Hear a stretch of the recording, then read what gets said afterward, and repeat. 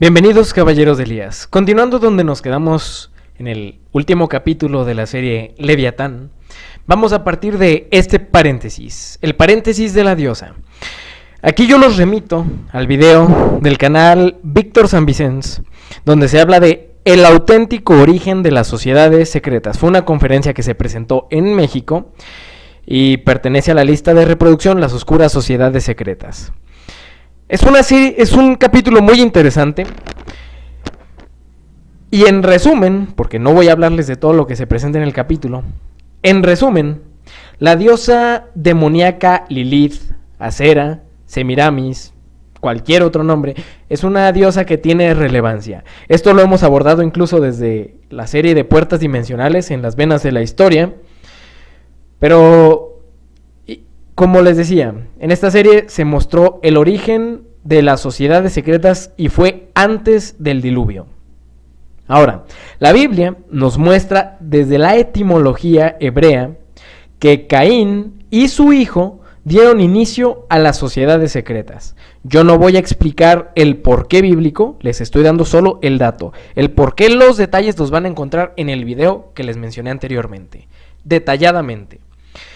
Y Lamec, descendiente de Caín, dice la Biblia, tomó para sí dos mujeres. El nombre de la una fue Ada y el nombre de la otra Sila. Y Ada dio a luz a Jabal, el cual fue padre de los que habitan en tiendas y crían ganado. Y el nombre de su hermano fue Jubal, el cual fue padre de todos los que tocan arpa y flauta. Y también Sila dio a luz a Tubal Caín, artífice de toda obra de bronce y de hierro. Y la hermana de Tubal Caín fue Naama. Génesis 4:19.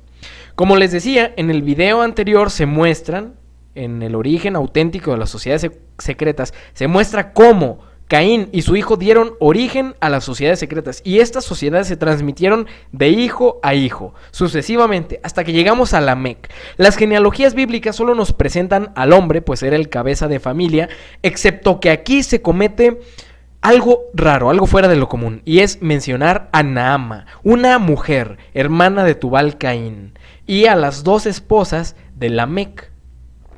Bueno, les decía que las genealogías bíblicas no introducen nombres de mujeres a menos que haya algo muy importante que resaltar. En este caso, Lamec introdujo la igualdad de género, por así decirlo, poniendo a sus esposas en las sociedades secretas ocultistas. A su vez, sus hijos heredaron lo mismo, siendo los precursores de la masonería postdiluviana. Naama, según la masonería, dio origen a las tejedoras. Yo les menciono el dato aquí, pero es más impresionante si ustedes van y consultan el libro de Moral y Dogma, masón, de Albert Pike, donde textualmente se menciona cómo Naama dio origen a las tejedoras. Ahora, Naama, según la tradición judía, era esposa de Noé. Notemos que según la tradición judía, Noé se casó con una descendiente de Caín, pero esto no es correcto. La Biblia nos dice que él era justo. Sin embargo, hay otros autores que sugieren la línea correcta. Naama fue la esposa de Cam. Sila y Naama tienen nombres que desde la etimología hebrea nos llevan a distintos conceptos que, al relacionarlos correctamente, quitan un velo mitológico.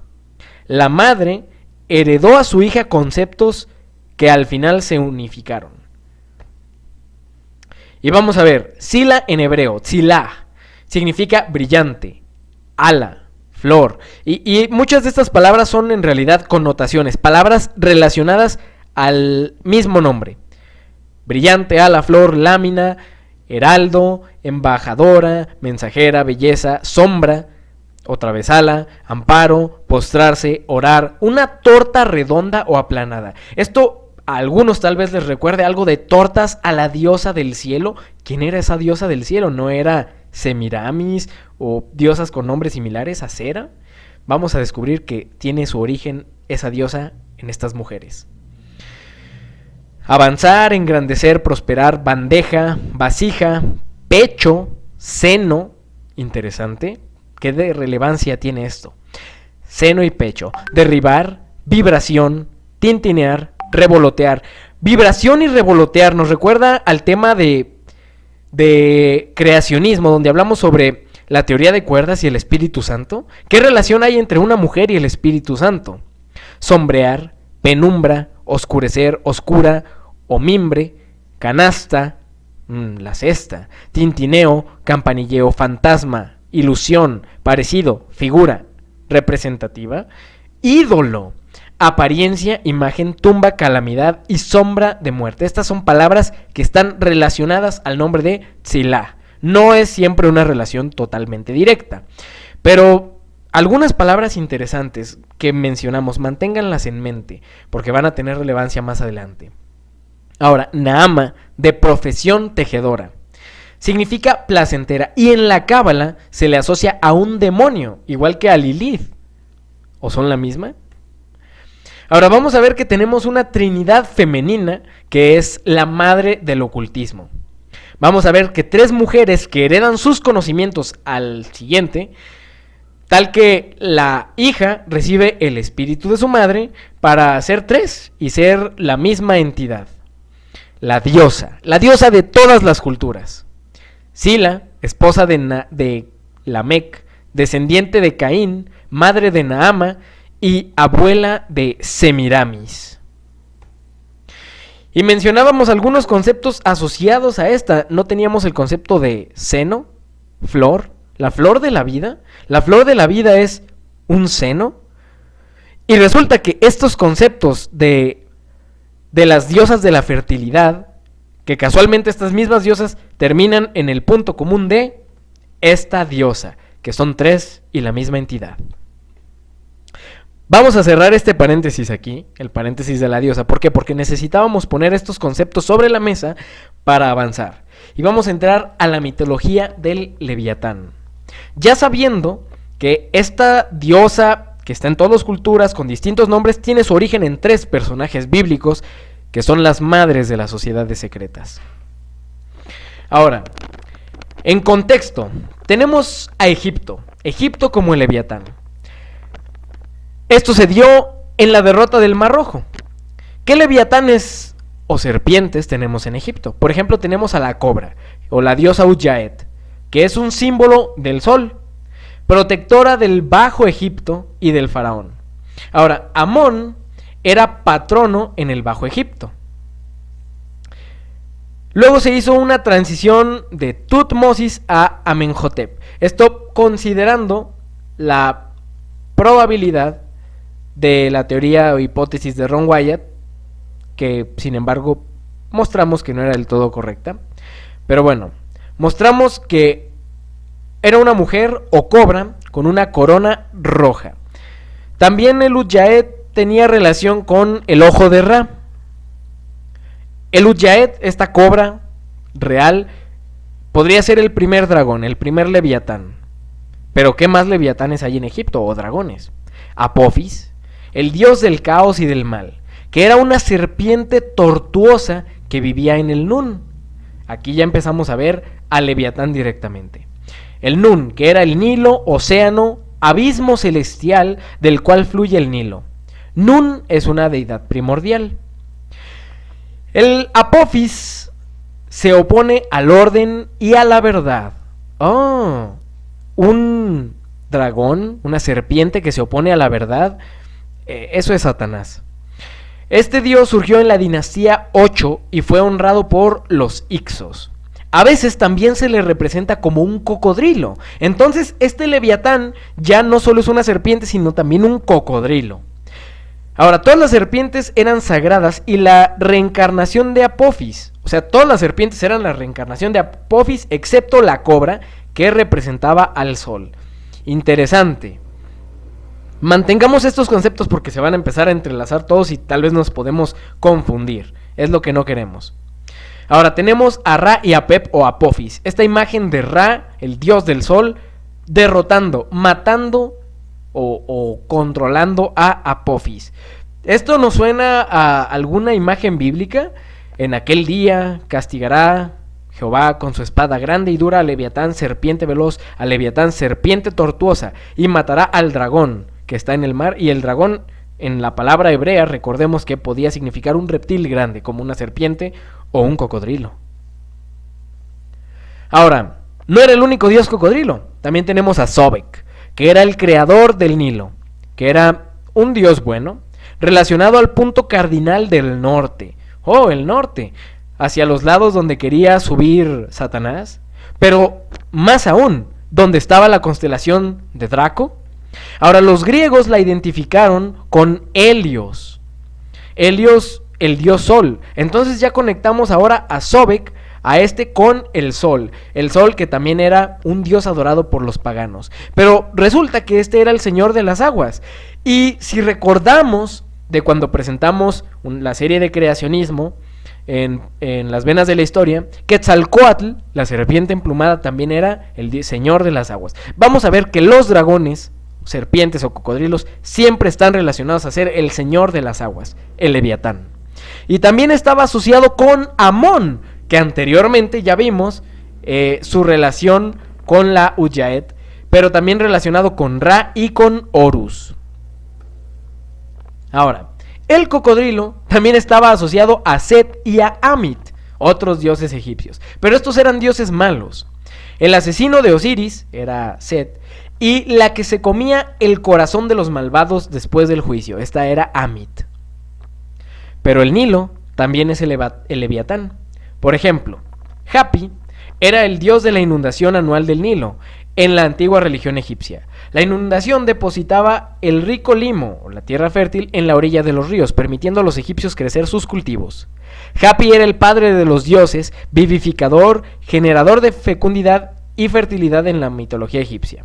Era un hombre desnudo, de piel verde o azul, barbudo, con barriga y pechos caídos de mujer. Vemos una dualidad, pero recordemos las diosas, que también tenían esta connotación de pecho.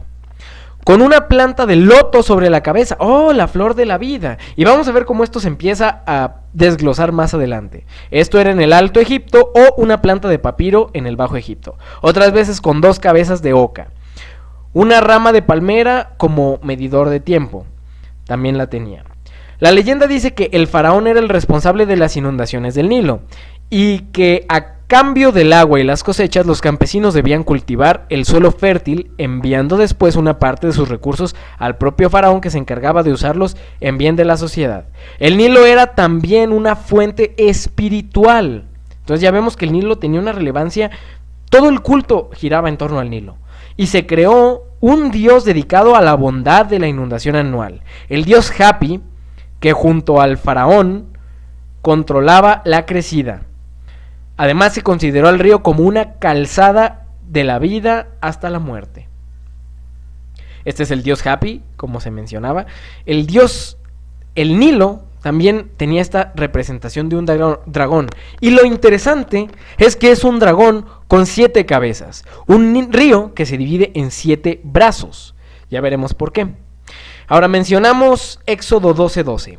Porque esa noche pasaré por la tierra de Egipto, y heriré a todo primogénito en la tierra de Egipto, tanto al hombre como de animal, y ejecutaré juicio contra todos los dioses de Egipto.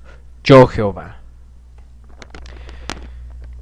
Pero Dios es rey desde tiempo antiguo, el que obra salvación en medio de la tierra. Dividiste el mar con tu poder, quebraste las cabezas del Tanín, monstruo o dragón o serpiente en las aguas. Magullaste las cabezas. O sea que tenía más de una.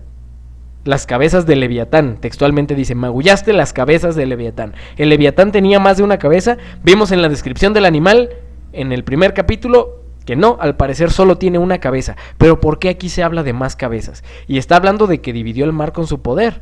Está hablando del cruce del Mar Rojo, cuando mató al Leviatán. Y lo diste por comida a los moradores del desierto. Abriste la fuente y el río, secaste ríos impetuosos. Interesante versículo. Nos recuerda lo que se presentó en el primer capítulo.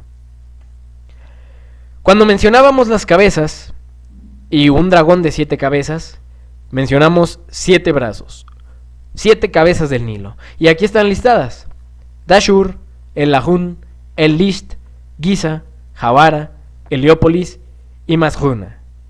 Esos son los 7 brazos del Nilo. Entonces, si Jehová magulló al Nilo, ¿cómo lo hizo? Y vamos a ver que todos los símbolos que podían ser el Leviatán en Egipto, Dios los magulló. Por eso dice el texto ejecutaré juicio contra todos los dioses de Egipto. Vamos a ver esta mitología. Lotán, que significa enrollado, es un nombre con la misma raíz y significado que Leviatán. En la mitología antigua cananea, el Leviatán o Lotán era una serpiente de 7 cabezas que luchaba contra los dioses y las fuerzas del bien. Era considerado la personificación de las fuerzas del mal. Una de dos: o Apocalipsis se copió de la mitología cananea, o la mitología cananea se copió de una tradición que venía de más antes. Y por eso nos referimos a una tradición de símbolos que representaba la guerra en el cielo y que probablemente estaba derivada del testimonio de las estrellas. Dragón o serpiente marina de 7 cabezas. Lotán es un sirviente del dios Yam. Yam en hebreo significa mar. Lotán o Lotanu fue también el nombre dado por los egipcios al pueblo, que también se conoció como los Retenetú. Los Retenú o Regenú era el nombre de Egipto de la actual región de Israel, Palestina y Siria, que se extendía desde Tiaru a Mitani, es decir, desde el norte del desierto de Negev hasta el río Orontes. Era uno de los 9 arcos, los enemigos tradicionales de Egipto. Resulta que Tutmosis III llevó su primera campaña a Retenú, donde tras vencer en la batalla de Megido, en el 1457 a.C., Tutmosis tomó como rehenes a los hijos de cada uno de los reyes derrotados. Después de ser educados en la corte egipcia, fueron devueltos a sus lugares de origen, donde gobernaron con el consentimiento de Egipto. Y es interesante que mencionemos a Tutmosis III en el concepto de los Retenú o los Lotán o Leviatán. Ya veremos por qué. Ahora, Yam era una antigua palabra semítica para la palabra mar, siendo el nombre del dios cananita de los ríos y el mar. Yam era también el dios del caos primordial. El caos primordial. Este concepto lo vamos a ver muy repetidas veces, también asociado a la serpiente antigua. Representaba el poder del mar furioso y salvaje, también llamado Nahar, río. También controlaba las inundaciones y los desastres relacionados. El dios principal, El, así se llamaba, El, que era el padre de Baal, le otorgó el reinado de los dioses a Yam, que fue un tirano, y poseyó a la esposa de él, Astoret. Ahora vemos aquí a la diosa, que es alguna de todas estas 3 mujeres mencionadas. Ahora, Baal era el dios de la tormenta, o también la llamaban Hadad. Él lo desafió y mató a Yam en una batalla titánica, terminando con Yam arrojado del monte celestial Safón. Lotán es un aspecto de Yam, esto es, que Lotán fue arrojado del monte Safón también. El monte Safón es el monte donde se reunían los dioses a los lados del norte. Es el equivalente de Sión, el monte de Dios. Entonces tenemos una historia tan similar a lo que Apocalipsis nos presenta junto con Isaías en la mitología cananea. Lotán es creado por Yam contra el Leviatán, creado por Yah, Jehová. Y Baal pelea contra Lotán y le corta o aplasta las cabezas. También contra Yam y lo derrota partiéndolo en 2. Dice Éxodo 9.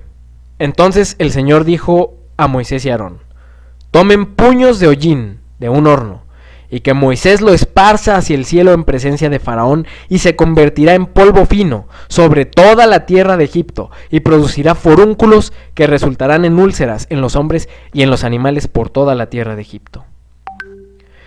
Cuando nosotros tomamos el apéndice de Patriarcas y Profetas con la mitología anterior, dice: acerca de cuán apropiada era la 6ª plaga o 7º milagro, dice el escritor citado anteriormente. El lector recibirá una impresión mejor cuando se le recuerde que en Egipto había varios altares sobre los cuales se ofrecían ocasionalmente sacrificios humanos para propiciar a Tifón. Ahora, quedémonos con esto porque Tifón era un dios griego, el nombre es de un dios griego, pero ya veremos a qué se refiere. Entonces en Egipto se sacrificaban humanos a Tifón, o sea, el principio del mal. Como estas víctimas eran quemadas vivas, las cenizas eran recogidas por los sacerdotes que oficiaban, quienes las arrojaban luego al aire y las esparcían así para que el mal se desviara de todo sitio a donde un átomo de estas cenizas fuera llevado.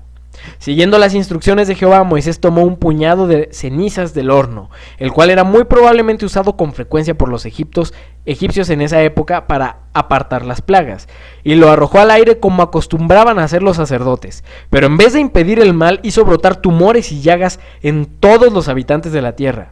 Ni el rey, ni los sacerdotes, ni el pueblo escaparon. De modo que los ritos sangrientos de Tifón se convirtieron en una maldición para los idólatras. Se confirmó la supremacía de Jehová y se insistió en la liberación de los israelitas. Ahora, ¿es bíblico esto? Veamos. Éxodo 14. Habló Jehová a Moisés diciendo: Di a los hijos de Israel que den la vuelta y acampen delante de Pijahirot entre Migdol y el mar, hacia Baal-Zephón. ¿No suena? Baal-Zafón, el monte Zafón, la copia del monte Sión. Pero resulta que cuando uno consulta una concordancia, Zefón también tiene una connotación de tifón directamente, Baal-Tifón, o el señor del norte o monte. Entonces, cuando el pueblo de Israel iba a acampar delante de Migdol hacia Baal-Zephón, delante de Migdol, hacia el mar, hacia Yam, hacia Baal-Zephón, o sea, hacia el señor del norte, Baal-Tifón. Delante de él acamparéis junto al mar, a Yam. Esto nos está recordando a la mitología cananea. ¿Por qué? Porque la mitología cananea aquí es casi una copia exacta de lo que es Apocalipsis y lo que fue la guerra en el cielo. Porque Faraón dirá de los hijos de Israel: encerrados están en la tierra, el desierto los ha encerrado. Éxodo 14. Baal-Tifón junto al Yam son partidos en dos por Jehová, y aplasta las cabezas de Egipto, que era otro dragón, sus dioses y su rey. Aplastó las cabezas de Egipto porque el rey, el faraón, murió allí, y el faraón en su cabeza llevaba a la Udjaet, a esa cobra sagrada que representaba al sol, que también estaba relacionado con Sobek, el cocodrilo. Entonces ahí Dios tomó las dos mitologías y las partió a la mitad. Partió a Yam, partió a Lotán, el mar, directamente a la mitad. Quebró sus cabezas. Al comienzo, volvemos a la mitología, el amable pero distante el padre de los dioses legó su reinado a Yam. Sin embargo, el dios del mar no tardó en convertirse en un tirano. Oprimía a los demás dioses. Astoret, la diosa madre, intentó razonar con él, pero se negó rotundamente a ceder. En desesperación por el bienestar de sus hijos, Astoret accede a entregarle su propio cuerpo. Sentado en el consejo de los otros dioses, Baal, indignado, decide rebelarse contra Yam. Aquí el que se rebeló fue Lucifer contra Cristo, pero la historia a veces es un poco distorsionada. Oyendo su plan, Yam ordena descaradamente que le entreguen a Baal como castigo, mandando emisarios al consejo de los dioses que no respetaban ni a él. Y Baal protege las armas del artesano divino Cotar Ba-Casis y procede a derrotar a Yam en batalla, rescatando a Astoret y liberando a los demás dioses de la opresión de Yam, convirtiéndose en su señor. Sin embargo, Baal a su vez es derrotado por Mot, el dios del desierto, y la muerte y la infertilidad, quien le acusa de matar a la gran serpiente marina Lotán, íntimamente asociada a Yam.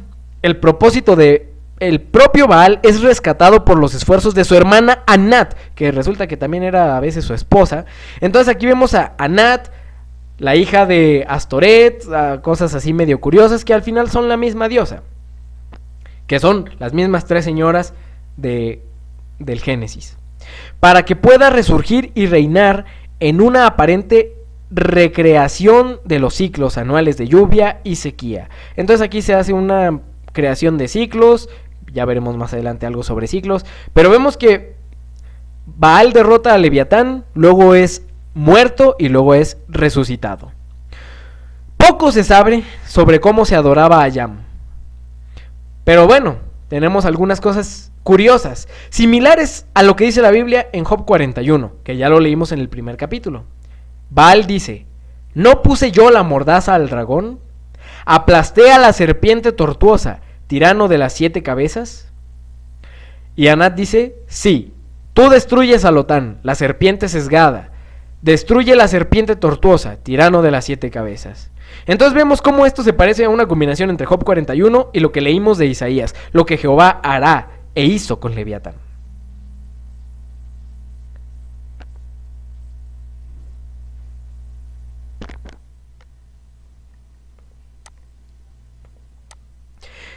Y entonces llegamos aquí al final de este capítulo.